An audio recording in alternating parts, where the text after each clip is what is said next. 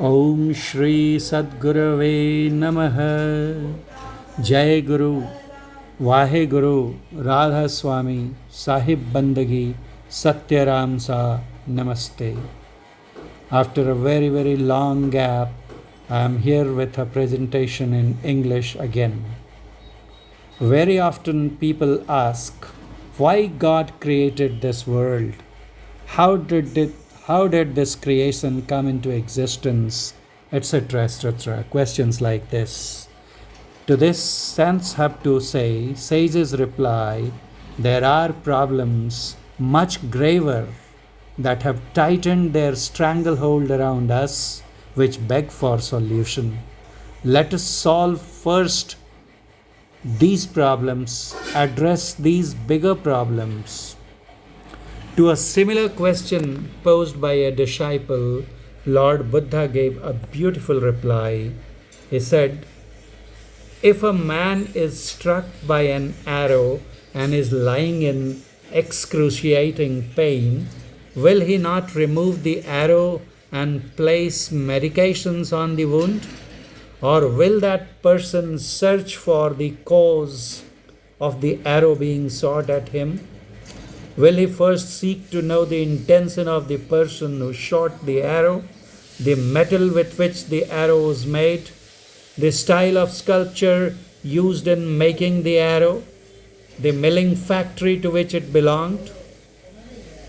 The inquirer answered, the person will first remove the arrow and treat the wound. The Buddha then said, dear friend, you have been struck by the arrow of sorrow, of death, the cycle of death and rebirth, the cycle of transmigration, and therefore you should first rid yourself of the suffering, of the woes, just as the man struck by an arrow first would remove the arrow.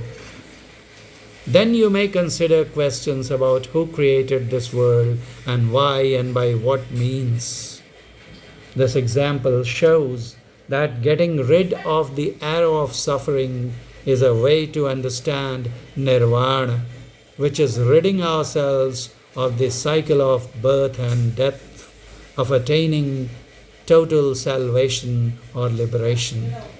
It's not an exaggeration to say that one who conquers death through sadhana or meditation attains nirvana. Maharshi Sant Sevi Paramhans Ji Maharaj, in one of his writings, glorious writings in the form of a book called Harmony of All Religions, say, it can be seen that the state of liberation that both the Buddha and the sages of the Upanishads referred to as nirvana is the same as the state of liberation that the Indian sants or sages call mukti or liberation or salvation. The Buddhist and Vedic texts as well as the Santamat texts are in complete agreement with respect to these concepts of nirvana and mukti or liberation.